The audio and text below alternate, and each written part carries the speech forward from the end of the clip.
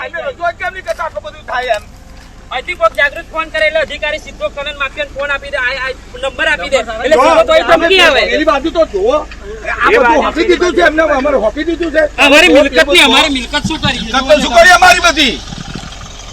ગોધરાના નદીસર ગામે કરોડોની રેતી ચોરીનું કૌભાંડ સામે આવતા ખાણ ખનીજ વિભાગ દોડતો થયો છે.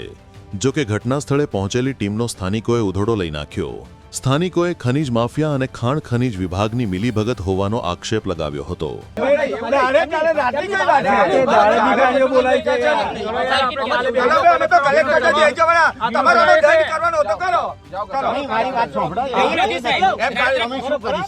નદીસર ગ્રામ પંચાયતની સરકારી પડતર અને ગૌચર જગ્યામાંથી ખનીજ માફિયાઓ 25 થી 27 જેટલી અલગ અલગ જગ્યાએથી ખોદકામ કરી રેતી બારોબાર વેચતા હોવાનું કૌભાંડ સામે આવ્યું હતું.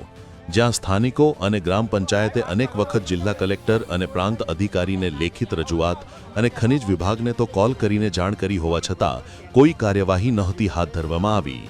ત્યારે આ કૌભાંડને લઈને મીડિયામાં અહેવાલો પ્રસારિત થતા ગોધરા ખાણ ખનીજ વિભાગની ટીમો દોડતી થઈ હતી અને તપાસ શરૂ કરી હતી. ત્યારે ઘટના સ્થળે પહોંચેલી ટીમનો સ્થાનિકોએ ઉધડો પણ લઈ નાખ્યો હતો. જ્યાં સ્થાનિકોએ માટી કૌભાંડના મુખ્ય સૂત્રધાર રાજુ નામના ખનીજ માફિયાને ખાણ ખનીજ વિભાગના અધિકારીઓ છાવરતા હોવાનો પણ આક્ષેપ મૂક્યો હતો.